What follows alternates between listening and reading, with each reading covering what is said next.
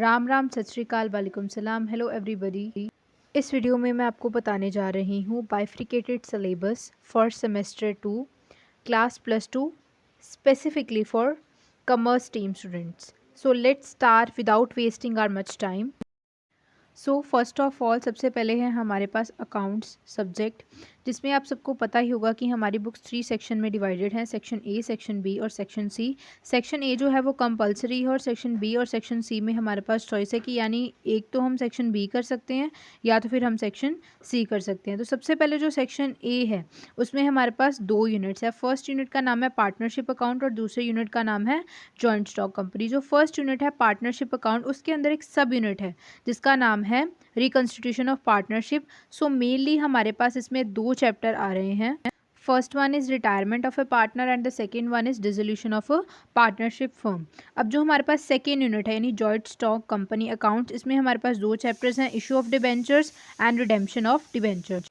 Next है हमारे पास section B और सेक्शन बी में हमारे पास 2 चैप्टर्स है, financial statement analysis and the second one is cash flow statement analysis, और ये हमें दोनों कंप्लीट यूनिट करने हैं। आपकी बुक में चैप्टर्स कुछ इस तरह से दिए होंगे। अगला है सेक्शन सी जो कि है डाटाबेस मैनेजमेंट सिस्टम। ये भी हमें कंप्लीट यूनिट करना है। देखिए अब ये आप पर डिपेंड है कि आप सेक्शन बी कर रहे हैं या सेक्शन सी, पर ये चीज़ दिमाग में ज़रूर रखनी है, अगर हम सेक्शन बी कर रहे हैं तो वो पूरा करना है और अगर सेक्शन सी कर रहे हैं तो वो पूरा करना है। यहाँ पर मैंने चैप्टर्स के नाम को अंडरलाइन कर दिया है जो हमको मेनली करने हैं। Now this bifurcated syllabus is for commerce. ये बाइफ्रिकेटेड सिलेबस कॉमर्स के लिए है और इसमें हमारे पास मेनली 2 ही यूनिट हैं, या फिर हम ये भी कह सकते हैं कि कई बुक्स में ये सिर्फ 2 ही चैप्टर्स हैं, मैनेजमेंट एंड मार्केटिंग। जो मैनेजमेंट है उसके हमने कुछ पार्ट ही करना है, जैसे कि बी इज़ ऑर्गेनाइजिंग, यानी कि मेनली हमें फंक्शन ऑफ मैनेजमेंट से शुरू होकर organising, staffing, directing, controlling, coordination तक ही करना है, ये कंप्लीट यूनिट नहीं करना।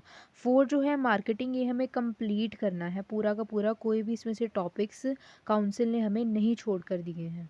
सो students this bifurcated syllabus is for subject economics और इसमें काउंसिल ने हमें सिर्फ यूनिट्स के नाम बताए हैं। Unit number 2 theory of income and employment, 3 money and banking, 4 balance of payment and exchange rate, 5 is public finance and 6 is national income. So ये हमारे पास टोटल 5 यूनिट्स हैं जो हमें सेमेस्टर 2 के लिए करने हैं। इकोनॉमिक सब्जेक्ट के लिए काउंसिल ने हमारे साथ सिर्फ यूनिट के नाम शेयर किए थे, उनके अंदर जो चैप्टर्स कवर हो रहे। So I am going to share one picture with you जिसमें आपको यूनिट नेम के साथ साथ चैप्टर के नेम भी मिल जाएंगे।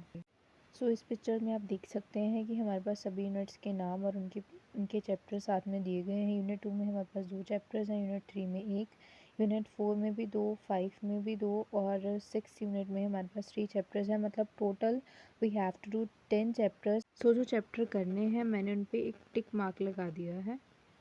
Now this bifurcated syllabus is for English literature and language both। ISC जो है इंग्लिश लिटरेचर और लैंग्वेज का पेपर अलग अलग लेती है, तो अलग अलग तरीके से ही इनको प्रिपेयर भी कीजिएगा। लिटरेचर में हमारे पास जो टेम्पेस्ट है उसका एक्ट 4 एंड 5 हमें पूरा करना है। इकोस की बुक में से 3 स्टोरीज़ हैं, the singing lesson, the sound machine and the B Wordsworth. और रेवरा में से हमारे पास 2 पोएम्स है, Dover beach and we are the music maker. ये जो पार्ट है ये इंग्लिश लिटरेचर का है। नेक्स्ट हम सुनेंगे इंग्लिश लैंग्वेज के बारे में। सो इस लैंग्वेज के पेपर के लिए हमको प्रिपेयर करना है composition, directed writing and proposal writing. ये सिर्फ 3 चीज़ें हैं जो हमें इंग्लिश लैंग्वेज के एग्ज़ाम के लिए प्रिपेयर करनी है। Thank you so much for watching my whole video.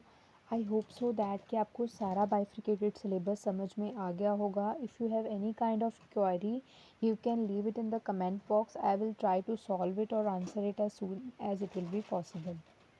Please subscribe and like my video and please try to share it with your friends.